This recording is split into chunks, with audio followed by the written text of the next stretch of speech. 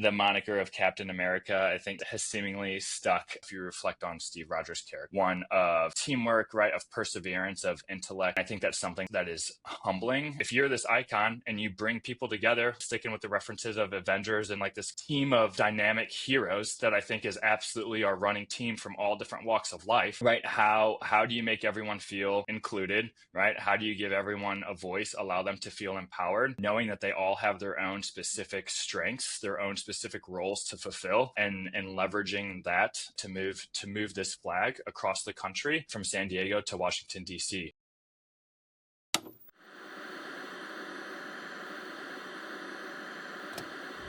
Is that much of it? That's not much of a change for you, right? My name is Carey Kite. I used to load bombs in the Air Force, and now I'm a writer, a filmmaker, and an entrepreneur. Through using the post-9/11 GI Bill to go to college, working hourly jobs to pay the bills, and freelancing my way into a career, I've studied what it takes to successfully transition from service to civilian, and that study has become a conversation. On this podcast, I speak to other veterans, successful artists and entrepreneurs about their transition, what they did well, where they failed, what they learned, and most importantly, how they applied their skills. Episode 137 continues our Team RWB Old Glory Ultra Relay series with Zach Polega, a West Point grad, former Army Ranger, and ultra marathon runner. Welcome. This is Veteran Made. Our merch store is live at store.veteranmadeproductions.com. Grab hats, t-shirts, and hoodies in both performance and tri-blend cotton fabrics. Use code VM-5OFF for 5% off your purchase. Veteran Made is also sponsored by GoPills, a military-grade nootropic that contributes to brain health over time. Use code VM15 at checkout for 15% off. I get my collagen protein from Bubs Naturals, where you can use code VETERANMADE, all one word, at checkout for 20% off your order. We're also proud to partner with True Made Foods, which makes condiments free from added sugar and sweetened with real foods. Use code VET at checkout for 15% off. We love socks in this house. I get my wife new socks every Christmas. More importantly, we love American grown and made socks. Use code VETERANMADE15 at rucksocks.com for 15% off. And lastly, I end my day with Rack Out from Bravo Actual to maintain quality sleep, resulting in a well-rested body and mind. Use code VETERANMADE with a space between the words at checkout for 15% off your order. Enjoy the episode. All right. Good morning from the great state of Ohio for me. Good morning from the great state of North Carolina. Zach Polega, welcome to Veteran Made. Thanks for having me on the show. Great to chat with you again, Carey, and looking forward to it. Yeah, man, absolutely. For those who don't know who you are, if you could just give us a brief primer on who you are and where and when you served, and then we'll jump into marathon and ultra and the Old Glory Ultra Relay. Yeah, sounds good. So really quickly, high-level overview.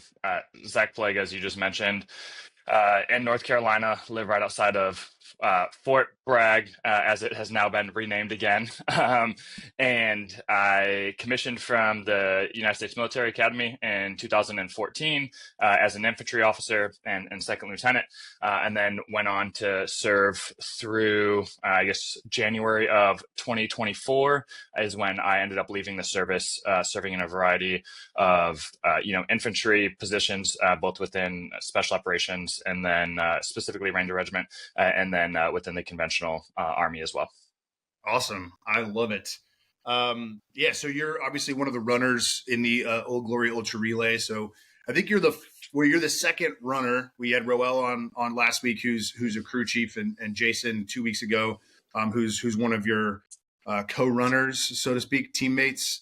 You're also one of the main characters in the documentary that we're going to be making. We're looking forward to coming down and shooting some interviews with you and the family here in a few weeks. What got you into running? Obviously, in the infantry, you need to be in shape. You need to be able to run. And then obviously light infantry and special operations need to have a certain level of physical fitness. But what, in terms of running at this level, what got you into it? What got you excited about it? Yeah, it's a great question.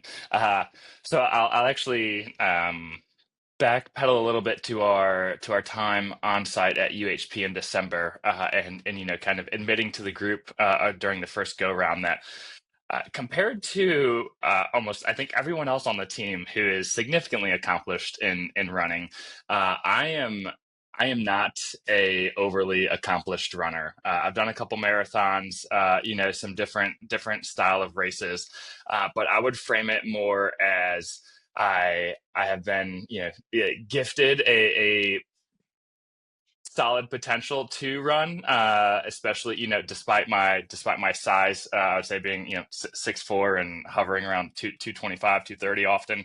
And so, long-winded way of saying I would not consider myself a runner by default, but I have always enjoyed being able to figure out different ways to push my body to the limits. And then I think specifically that is absolutely at play here in terms of determining human potential with 11 other veterans as we run across the country here in May. Yeah, I mean, you went there right away. I was gonna get there eventually, but we're starting there, which is great. I mean, I think, obviously, I've said multiple times here throughout this series that what JJ's quote, right, reminiscent of Herb Brooks back in 1980 with the Olympic team, not looking for the best players, looking for the right players. Here, he said, we're not looking for the 12 best ultra runners, we're looking for the 12 best teammates.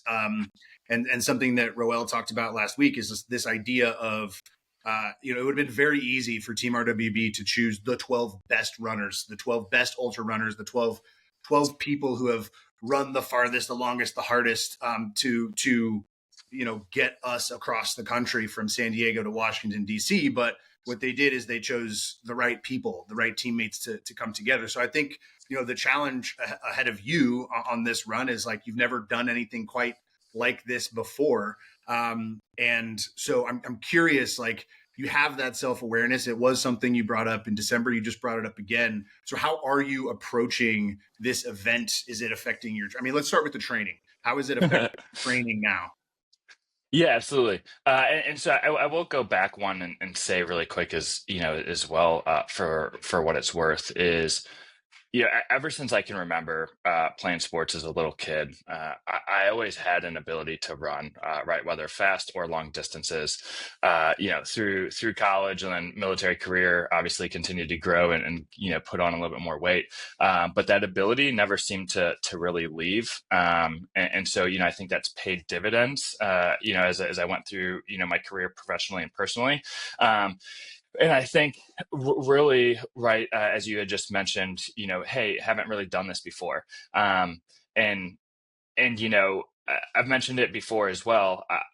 This isn't a traditional ultra race either, right? And so I think as I go into like the methodology behind training, this isn't a traditional ultra running race. Not that I would have experience to speak to that, but right, I have done marathons, I have done triathlons, right? I've done multiple events over multiple days. And one thing that I think both personally and professionally that has set me up for success for something like this is the ability to endure, right? And I think that is much different than just doing an endurance event, than just doing a strength or power event. And so how that has led into, my training specifically is I've always believed, even before it was popular, I've always believed in a hybrid approach. So whether you want to call it, hybrid athlete or functional fitness, right, CrossFit's kind of trademark on that. I absolutely believe that there is something to be said specifically for this race of, right, how are you building strength, both, tendon, ligaments, overall muscle? How are you working on kind of, right, this power, work capacity? Because ultimately it is your ability to push yourself at a 7:15 to 7:30 minute pace, which is moving with the flag for most people. And doing that right in 30, 45 minute increments, depending on how the teams choose to break it down. And most of us collectively seem to be approaching it similarly, and then rapidly recover, right? Which is you're kind of operating at lactate threshold and then trying to recover. And I think you can get that significantly, right, through strength work, just as much as you can through pounding pavement and potentially reducing chance of injury. And so that's a kind of a holistic picture of put in the miles, right? Build that zone 2, gain kind of the biomechanical efficiency of running, but also know your strengths and weaknesses. And I'm sure we'll touch on it a little bit, but like part of it for me with running is also knowing the injuries that I went through and having to train differently because of those injuries, so that I don't run a risk of injuring myself. And now I'm leaving my teammates, kind of alone and unafraid, especially as we get so close to the event.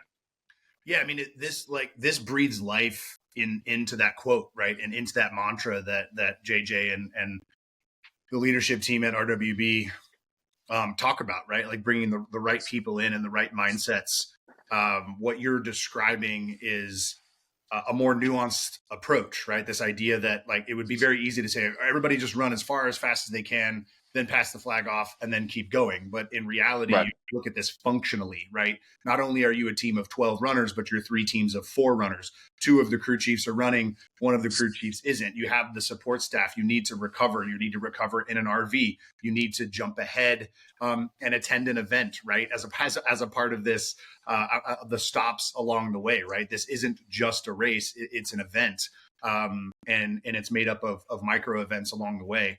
So, unpack a little bit more specifically what you were just talking about, your mindset and approach. How have you brought that to the team that you're on, the team of 4 runners, and then at large?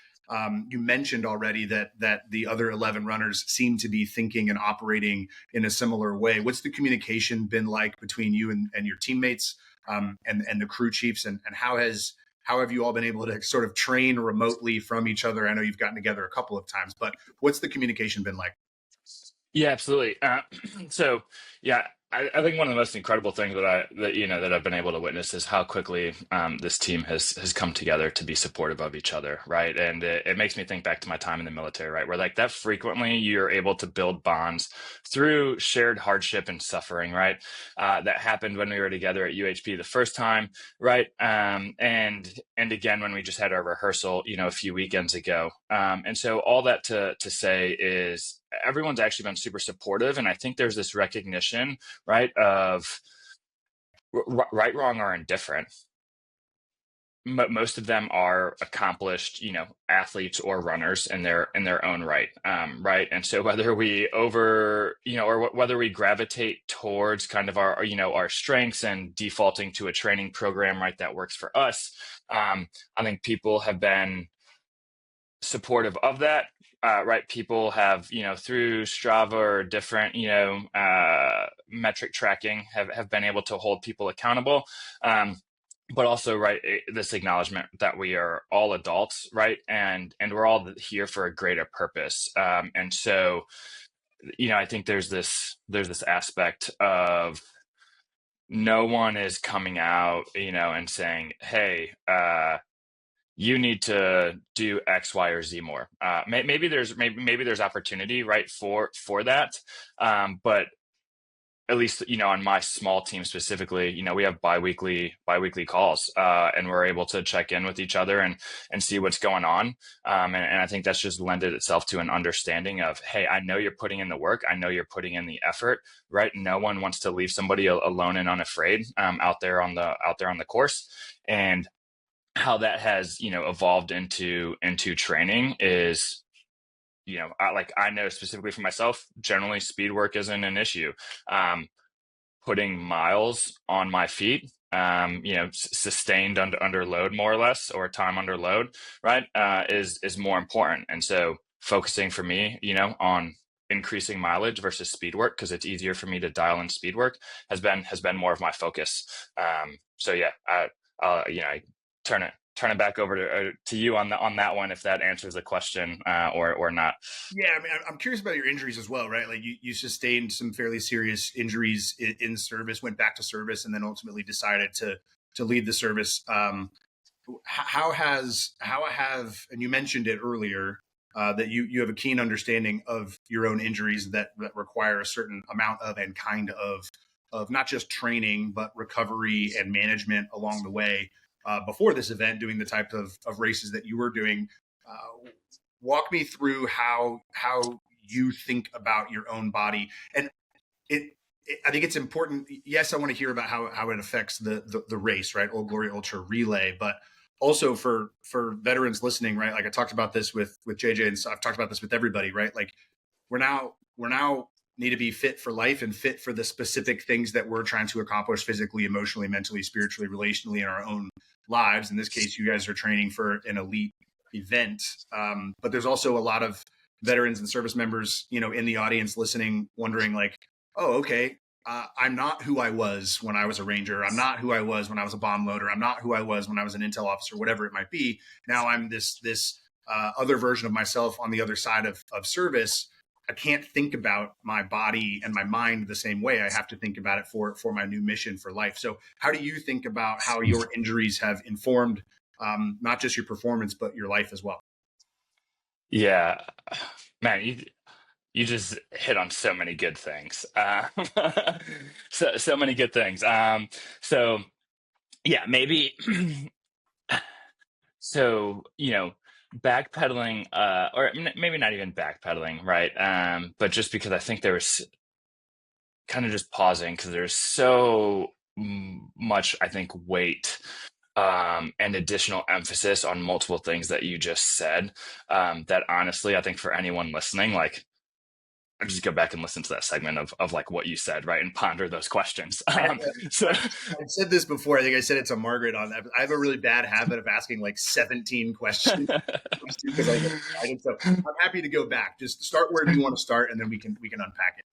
yeah, no, sounds great. And so part of this, right, I'll also tie into the first question that you asked me, right, of how did running get started?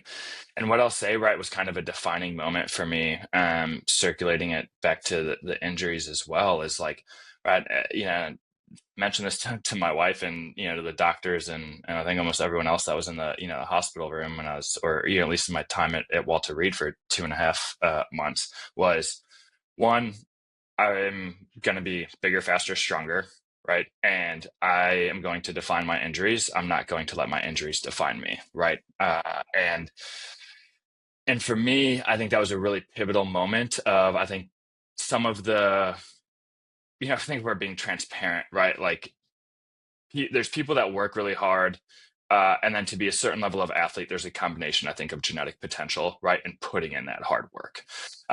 For me, right, that pivotal moment was like, wow, I feel like I'm neglecting some of, right, the hard work aspect. Not that I wasn't working hard, right, like I had accomplished, a decent amount so far professionally, but I think I was over relying on, potential, and not putting in all of the effort to like increasing, right, that potential.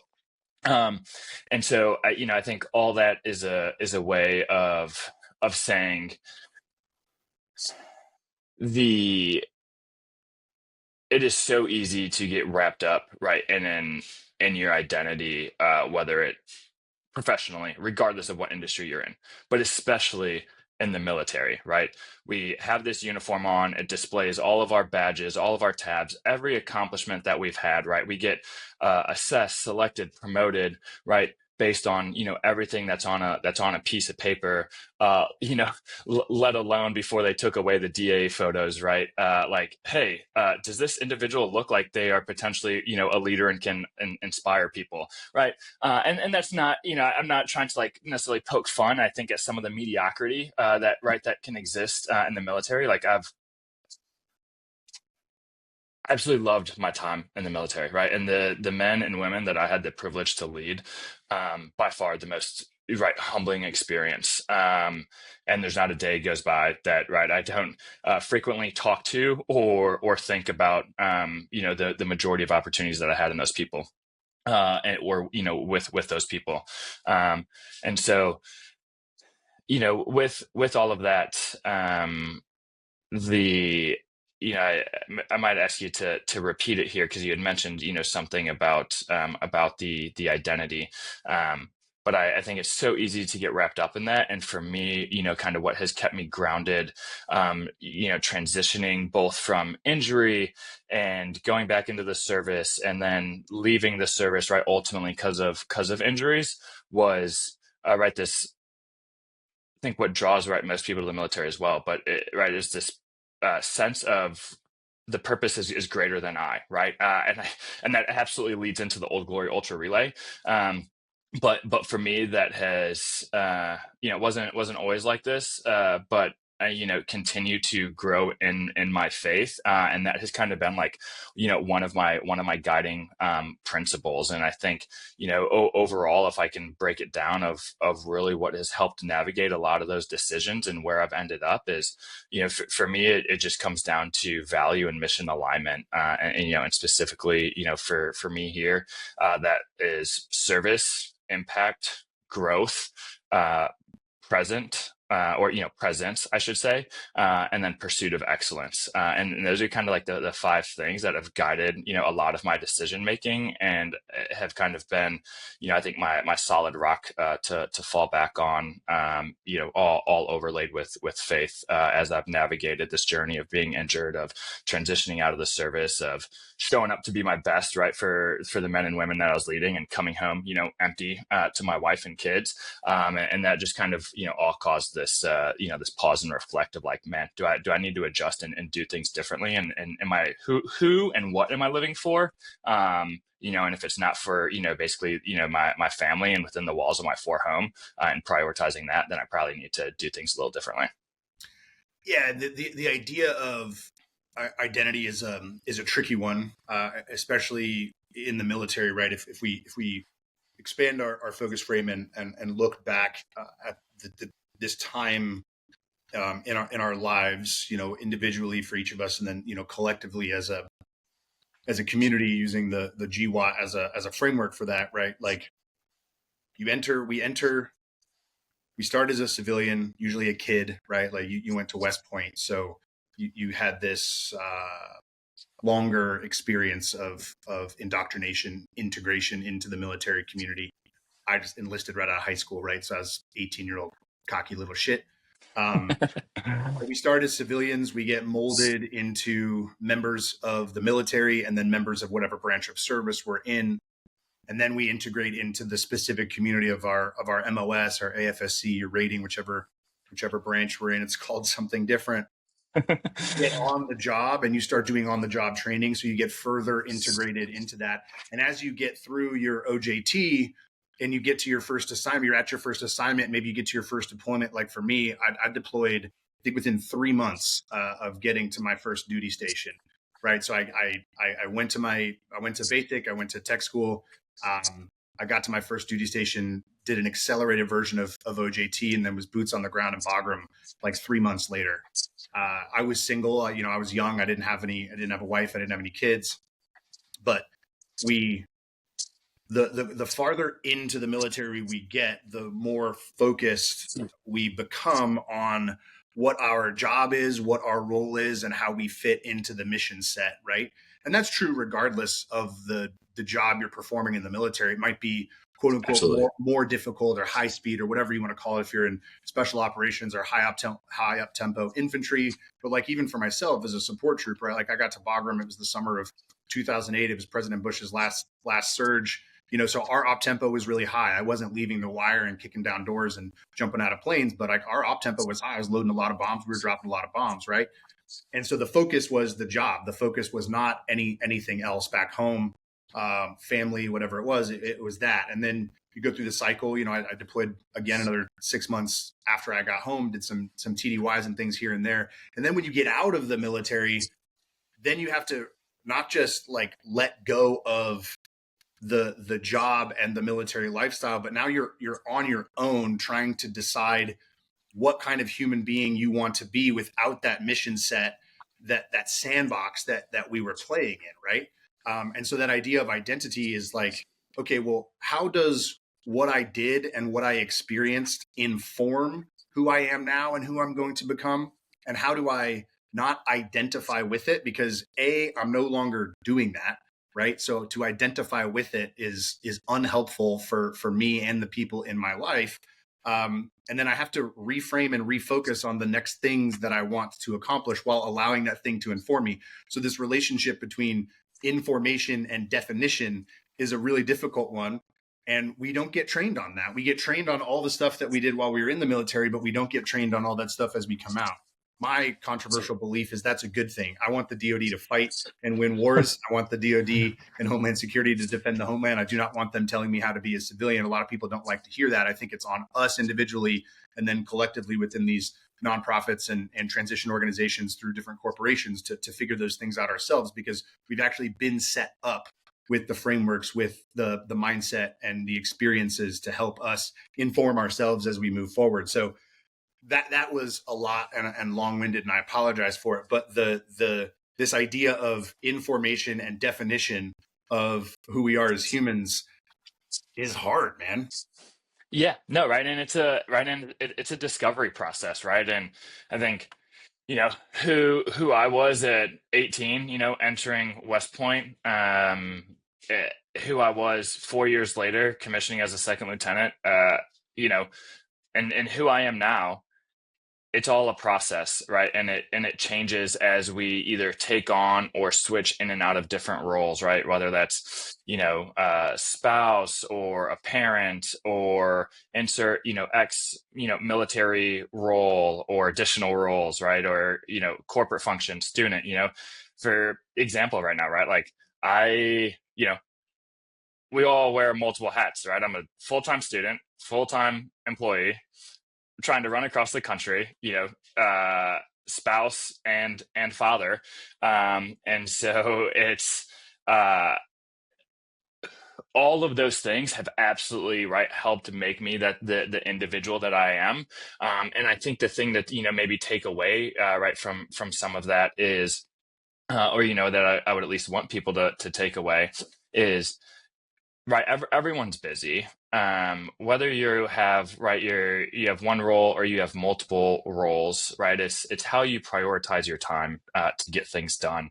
The controversial thing that you just mentioned.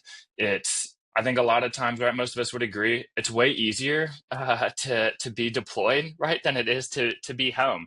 And and for most of us, right, it's because we actually get to do our job that we signed up for, right? Like I always would tell my soldiers, like, hey, right, we have been training to go to the Olympics. We now get to go to the Olympics, right?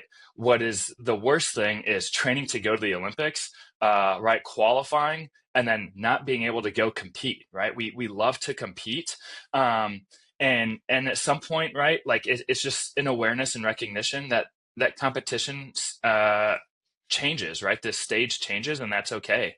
And so I still love to compete, right? That's just not in a military setting anymore. And best believe that doesn't mean it's difficult or easy.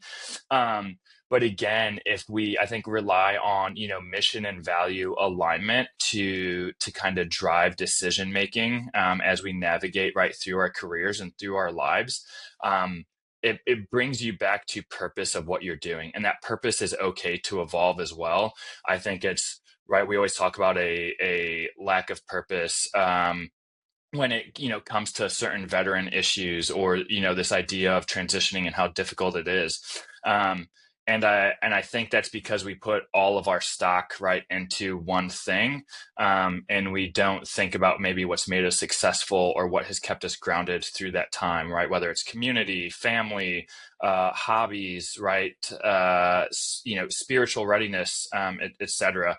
And I think that helps kind of level the playing field, right? Then when it goes through into different transition phases or whatever pivots you might have in life. And so there might be some more controversial things there, but I think one of the things that you hit on as well is like, right, we need to get away from enabling, right, and we need to empower and allow people to take initiative, and right, there's also ownership on us as veterans for that, right? Like what probably made you successful in the military or right getting through your career was at some point you were taking initiative, right? Leading teams, doing multiple things. And then sometimes we get out, and because we have that lack of purpose, right, we forget how to take initiative. But then I think to be frank, there's an overwhelming sense of entitlement for a lot of people transitioning out of the service of I served, so help me out. And this might ruffle some feathers, right? But at the same time, we're the first ones to say, don't tell me thank you for my service. Right. Yeah. And what you touched on earlier, the analogy to the Olympics is a great one. And deploying is something we all miss. We don't it's now our responsibility to define our purpose in life and to go chase those deployments, right? Like the difficult thing actually about being in the military is that everything is set up for you, right? Like, as a ranger, the target package is set up for you. You've got support troops, you've got intel troops. You then have to get on target and do something very, very difficult, but you've trained for that. And that's the only thing you have to focus on. When you get out of the military, you now have to support yourself and or find your own support troops, right? You have to do your own intel to figure out what target it is that you want to get on, and then also go after it, right? I'm not describing something where I think you or me or anybody has to do anything themselves, but it's now incumbent upon us to go find those things and cobble them together ourselves. In the military, everything is provided for you. Yes, you're doing something really difficult as a ranger. Yes, you're doing something really difficult as an infantryman. Yes, you're doing something very difficult, insert whatever MOS it is that's difficult, but everything is set up for you to be successful. In the civilian world, we have to go set up our own success and put our own teams together, whether that's family, whether that's coworkers, whether that's community engagement, whatever it is. And I think that's where the entitlement comes from, is we don't actually understand that everything was set up for us. But when you step back and you look and you see, oh shit, everything was set up for me. Well, I've actually been equipped with the skills and experiences that I need to now go set those same things up in this new arena. Yeah, no, absolutely. And two things quickly on that. And one of them is, what a mentor told me before, but is, your proximity to the fight doesn't determine the impact, right? And so regardless of what function you serve, right, it takes a team, right? And everyone has a purpose. It doesn't matter if you're the one kicking down doors, right? If you're loading bombs on the plane, like, right? If it wasn't for you loading bombs on the plane, who knows what things might look like, right? in some places, let alone I might not have had, so many fireworks shows to watch, which I greatly appreciated. Yeah. That's one thing. And then the second thing is honestly, right, the military equips you with so many skills, and I think we take that for granted. And now, regardless of 5 years, 10 years, or if you retire, right, 20 plus, like, you have the opportunity, so to speak, to figure out what you want to be now as an adult, right? Like, you finally kind of get to grow up. And I don't mean that like, disparagingly, but it's like, hey, I now get to kind of have more of an additional say in my career path and what I want things to look like. Nobody's telling me to move every 2 years, right? Nobody's saying you have to do X, Y, and Z assignment. You can, not to say you can't chart your own path in the military, right? Like, a lot of people do that, right? Like I did that. But I think it's just different in the corporate world when you have less confines and boundaries saying you have to do X, Y, and Z. Yeah, you can't show up at a job and be like, okay, so what's the in processing like here? Yeah. Now post COVID, it's like, all right, here's your Zoom login. You applied for this job, so you know what the roles and responsibilities are. Get on the team and start working. And I think I want to get back to the race, but just kind of like one thing on the professional side here is that while we were serving. I served for 4 years. You served for roughly 10. It sounds like there's a lot of people that are getting out that serve for 20 plus. Well, while we were doing that, there have been people that we're going to work with or for that have been doing the thing that we want to do for longer than us while we were doing this other cool stuff, right? And so this idea of entitlement of like, hey, I'm a military veteran with all of these skills and experiences. Here's what I bring to your organization. There's a kernel of truth in that. That's absolutely true that what we bring to a small business or to a corporation or to an entrepreneurial endeavor is valuable. But what we gain from working with and for these people is an understanding of how to do what it is that we want to do now. And we just have to look for, find, and seek those nuggets of truth and like find the in processing right from those people, because they're not just going to give it to us. So if we come in with an open heart and an open mind saying, here's what I bring, but here's also what I need and I don't understand, can you help me move forward? Because OJT is still a real thing, so you just have to go do it yourself, because you're not going through your levels on your own. You have to do it with and for the people that you're working with. No, absolutely. And I think I use that to transition to the Old Glory Ultra Relay a little bit is, uh, right, the importance of community in that, right? Finding a bit the ability to find mentorship, right? To find teammates to come alongside you, right? Who are those peers that you're navigating things with, regardless of what industry they're in, but can offer insight. And also, I think frequently in the military and in other places, right, imposter syndrome is talked about, is as well. And I can touch more on that later. But is the idea of how that is, right, then kind of like balanced out, right, when you have community, when you have a team, and that's basically, I think why one of the reasons, I'm so passionate about this Old Glory Ultra Relay and very, right, humbled to be on the team is just, you know, uh, it, it's an incredible, right, group of people, and it brings me back to, you know, uh, how things are in the military, right? In some regards, which I think is super important. And I'm saying that of like, right, I've only been out of the military for a year, right? And there's already this desire of, right, like I still get little birds and Blackhawks flying over my house. And it's like, man, right, like yes, right, but being able to go through something with friends, whether they're served in the military or not. There's, I think, such an importance, right, for community and doing things with people, and being able to do really hard things with people. And that's, I think, obviously something that very much drew me to the Old Glory, Ultra Relay. Yeah, and I think the diversity of participants in this event is particularly cool, right? Like when we were down at UHP in December, I bunked with you and Johnny and Pete and a couple of other guys, and Yeah, we were all Bill talking. and Gavin. Yep. And we were all talking there at the end of the night, and you were a Ranger, and Johnny was SF, and I think Pete was a naval submarine officer, right? But like you guys were all talking about this stuff, and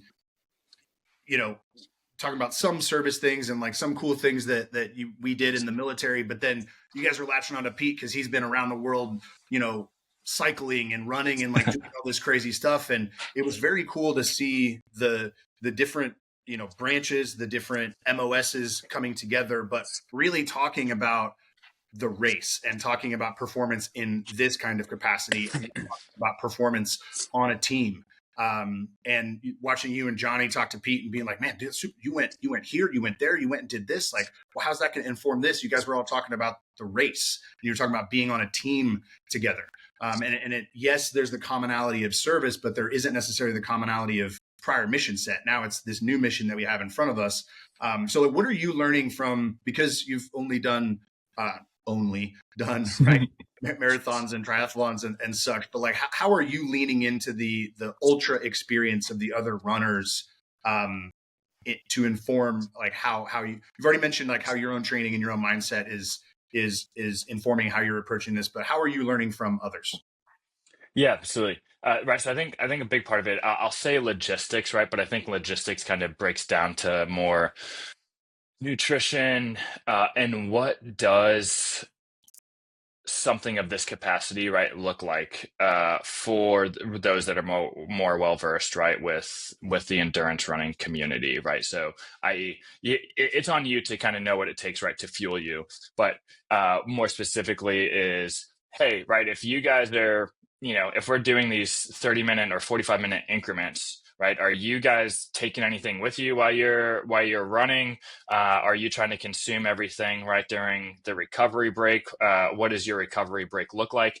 Right. Some of those aspects that I'm not as familiar with in a racing sense, but can I think try to identify with and think through right from a tactical leader standpoint. And so that's a lot of what I'm trying to take away is how they think about the nutrition or the fueling, how they think about approaching recovery while we're in a van or RV, things that I haven't really considered before, because it's like nope. And endure, right? Like I don't have a foam roller, right, or a hyper ice or gun on mission with me after doing a 10K infill and climbing up a bunch of mountains, right? So it's like, nope, you just you got to do what you can do. And I think the other aspect of that as well is like, we are a team. So great, that's what you're doing.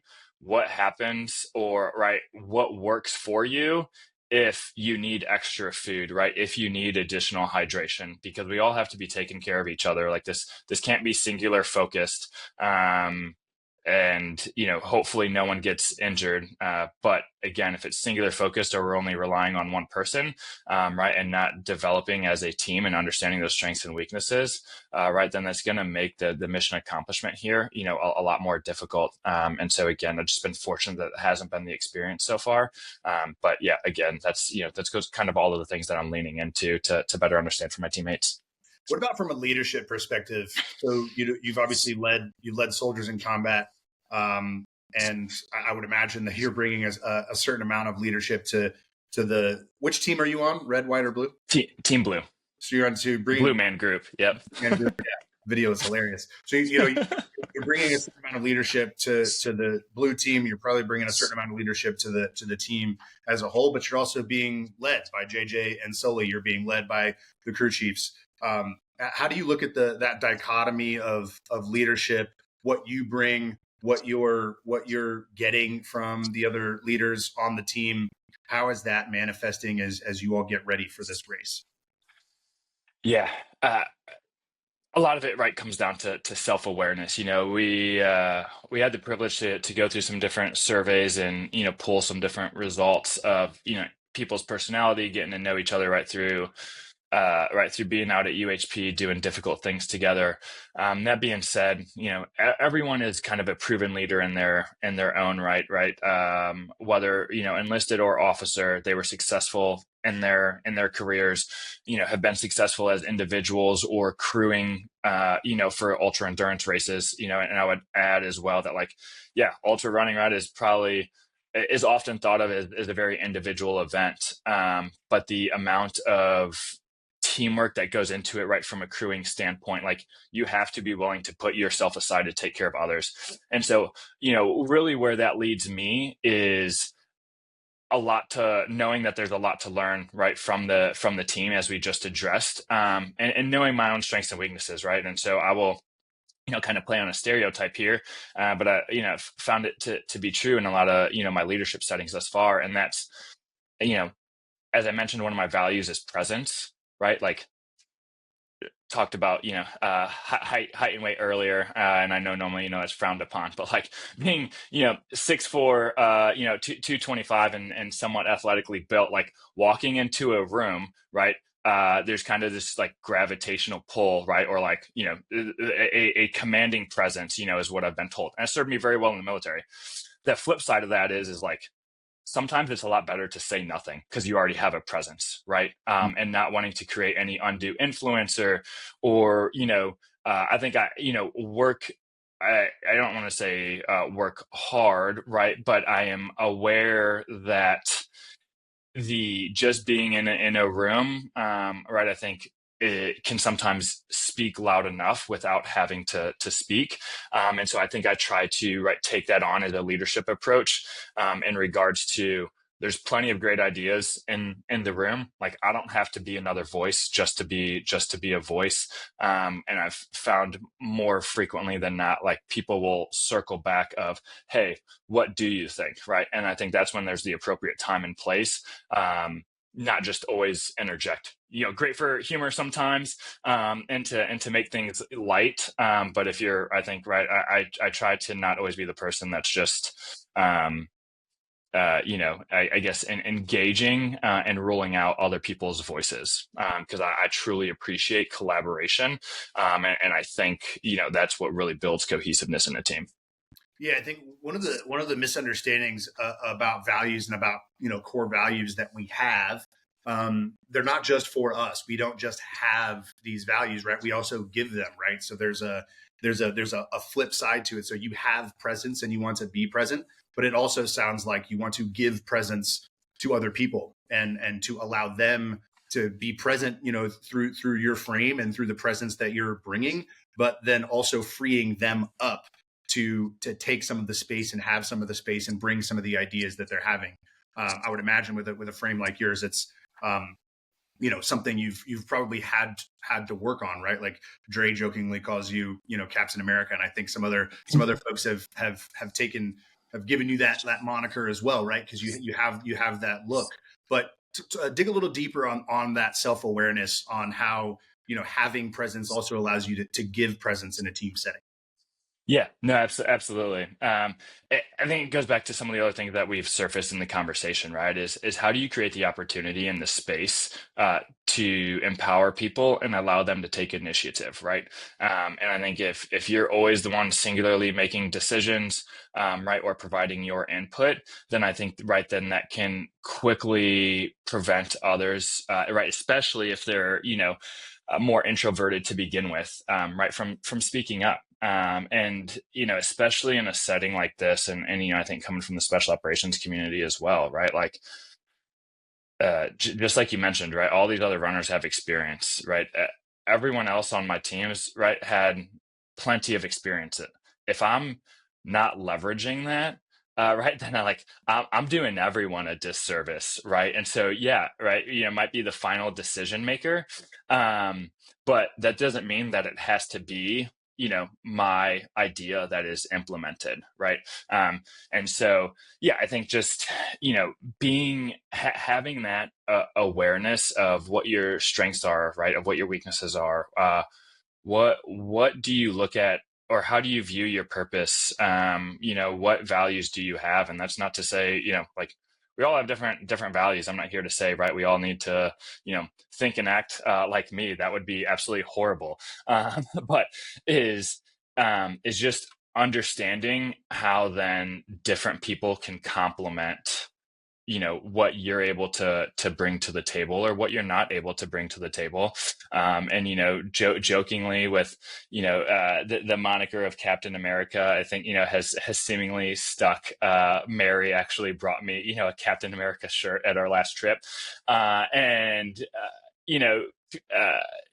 people had actually called me that throughout my time in the military, and it wasn't something I truly embraced. I mentioned like nicknames are generally given either for high performance, poor performance, or like you doing something foolish. And so, I mentioned like, might be to be determined in this case. But, I would just put it back on this aspect of, if you reflect on Steve Rogers' character, like one of teamwork, right, of perseverance, of intellect, and I think that's something that is humbling, or should humble us all. And so that's while I appreciate the nickname, and it's funny, and I'm working on embracing it.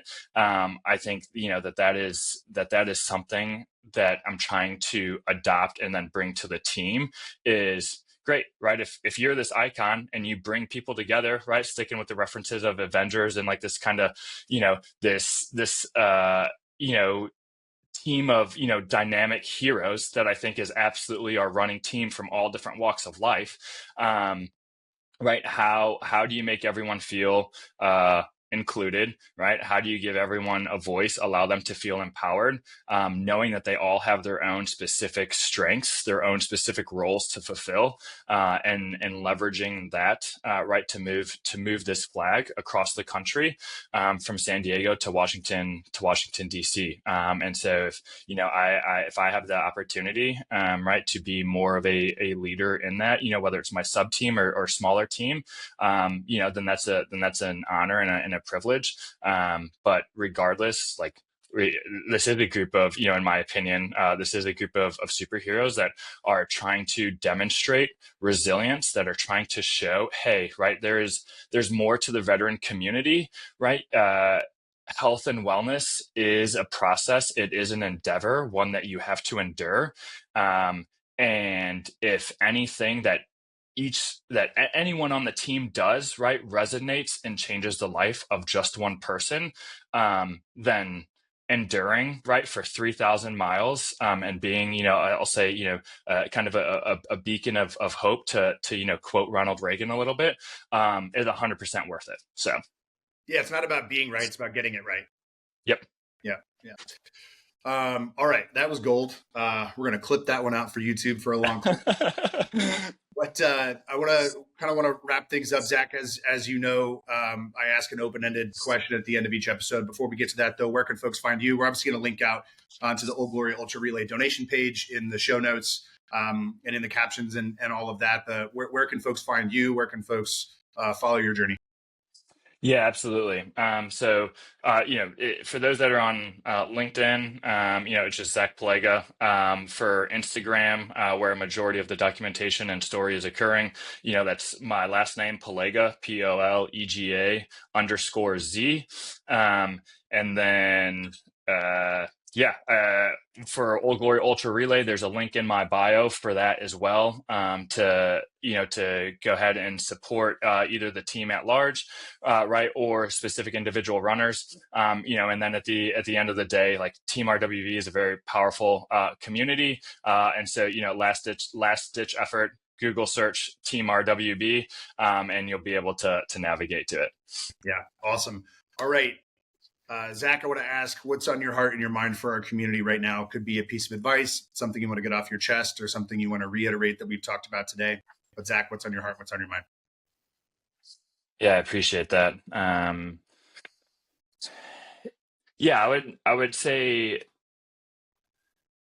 elaborating a little bit further on the aspect of identity, right, that we touched on, is, right, understanding your purpose and knowing your worth regardless of personal or professional aspirations. And I think there's an aspect of that for me, that really came about right through my injury, and I know we didn't dive into that a ton, but the reason I'm bringing that up is I think often, right, we look at this kind of like pandemic that's happening in the veteran space, with mental health, or post-traumatic stress. And I think a big thing is we think we are capable, right, of doing it all alone, right, of solving the problem ourselves, whether it's out of fear or we don't want to reach out. And the deeper you dig the ditch, right, nobody can hear you when you start calling for help, right? And maybe that's the wrong way to phrase it, but we're a community and we want to be supportive, right? And so ask for help early and often. And I've had to do that right through times in my journey as well. And so I just think, right, the overall, underlying theme there is, one,